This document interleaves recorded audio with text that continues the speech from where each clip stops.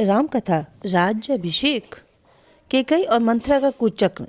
मनुष्य सोचता कुछ और है पर होता कुछ और है। इधर अवध में राज्याभिषेक की तैयारियां चल रही थीं।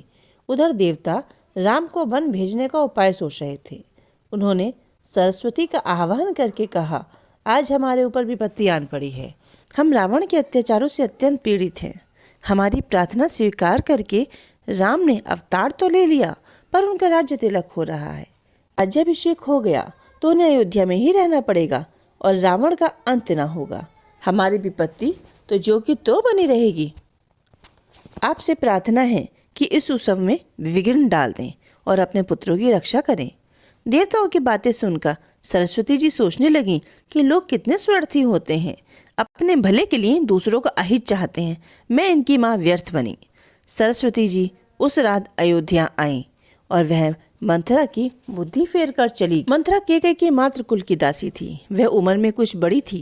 केकई उसे अपनी सखी मानती थी। दोनों में दांत काटे दोस्ती थी। एक के बिना दूसरे को चैन न था।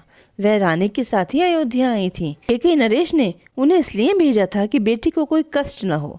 प्रातःकाल वह किसी काम से रानीवास के बाहर निकली। उन्होंने देखा दरवाजों पर बंधनवार लगी हुई हैं, गलियां और सड़कें सजी हुई हैं, भवनों पर ध्वजा पताकाएं फहरा रही हैं। लोग बड़ी व्यग्रता के साथ अपने अपने काम में व्यस्त हैं। इतने में एक दासी कौशल्या के भवन से सजी धजी हंसती हुई निकली। उसने लपक कर पूछा, आज किसका भाग्य उदय हो रहा है? यह मोतियों की माला किसने दी? उसने बतलाया कि आज महारानी के बेटे का तिलक है।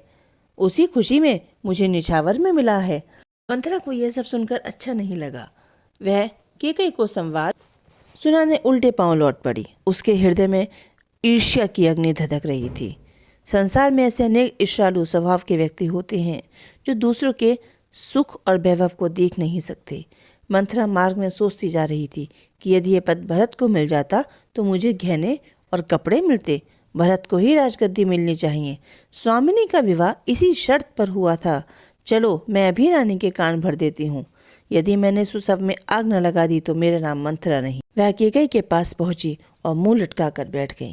केकई ने पूछा, सखी अभी तो तू हंसती हुई बाहर गई थी, जरा सी देर में क्या हो गया? केकई के बार बार पूछने पर भी वह कुछ नहीं बोली, केवल लंबी लंबी सांसें भरने लगी। इससे रानी को अनर्थ की आशंका हुई। उसने दासी का कंधा पकड़ लिया और पूछा, क्या हुआ? महाराज कुशल से तो हैं?